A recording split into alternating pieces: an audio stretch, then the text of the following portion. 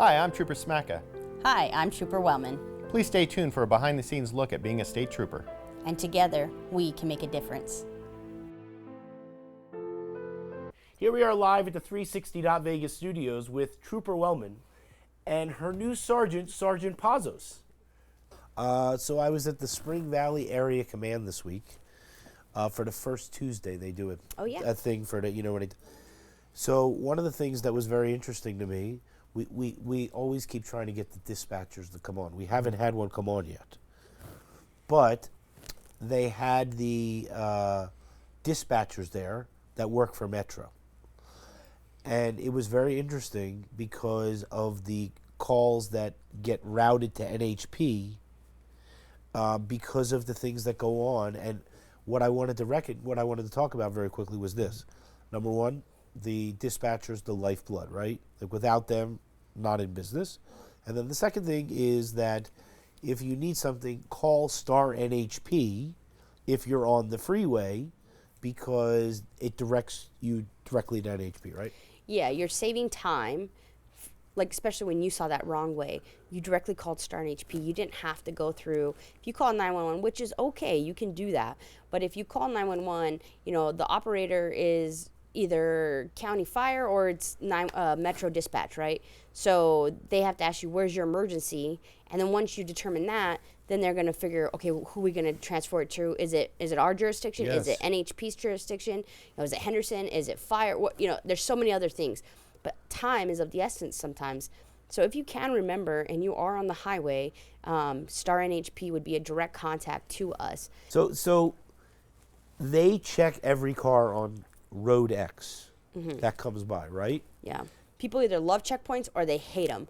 And that's why you don't see them very often anymore because people feel like it's a violation of their rights. It's an illegal stop, blah, blah, blah. Here's the thing. When we conduct a checkpoint, it is blasted the entire week from news to on the radio. We have signs posted in the area we're at. We put it on our social media, our Twitter, everything. It is put out there. It is not a trap. You know where it's at. We want you to know where it's at. So if you choose to drive impaired and drive through our checkpoint, it just goes to show you that you are not paying full attention. You are so impaired that you should not be behind the wheel. One of the things that we talk about is the fact that when a trooper is able to call a friend, and that friend is to not make them feel bad about whatever it is that they say. And it's very, very difficult. And so I happen to know both of them, Harry Fagel and Sergeant Smacko, on a personal level, and they're very special people. So this Thursday at the Mom Museum, they are hosting an event of Officers in Crisis, and it's going to focus on subjects such as PTSD, post-traumatic stress disorder, stigmas, and solutions. And it's really to bring, it's a nationwide movement right now where a lot of the police departments are bringing to light mental awareness and mental health. And we're actually working on a campaign right now, our agency is, because it's a real thing. And if we don't take care of each other, it's going to catch up to us. And this mentality, this stigma of, you're weak if you talk about your emotions, your feelings, or like, you're crying over that, like you're weak, you're supposed to be a cop, you're supposed to be tough.